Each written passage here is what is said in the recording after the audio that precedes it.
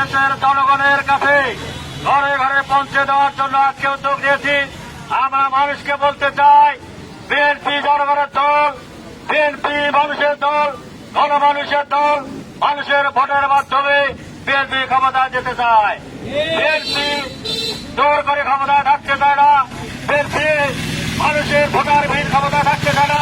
BNP দিনের vote রাতে চুরি করে ক্ষমতায় যাইতে চায় না।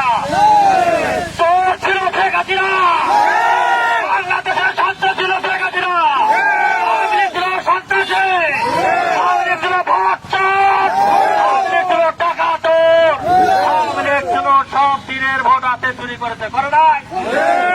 এই দেশে একটি সুন্দর নির্বাচন হবে।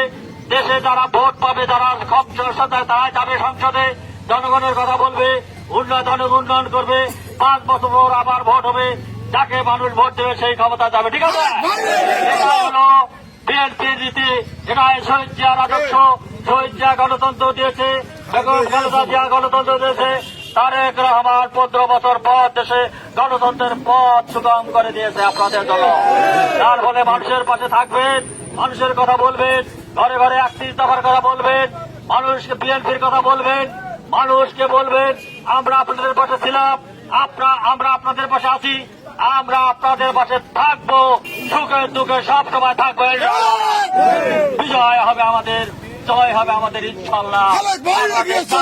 দলের পক্ষ থেকে সকলকে ধন্যবাদ, শুভেচ্ছা, অভিনন্দন জানিয়ে আমি আমার বক্তব্য শহীদ জামার হোক, খালেদা জিয়া জিন্দাবাদ। আগামী দিনে বাংলাদেশকে এক চিন্তাভাবনা আলোকে যে নতুন ভাবে করার চিন্তা ভাবনা করতেছে বিএনপির ভারপ্রাপ্ত চেয়ারম্যান তারেক রহমান জিন্দাবাদ, জিন্দাবাদ, জিন্দাবাদ। ধন্যবাদ।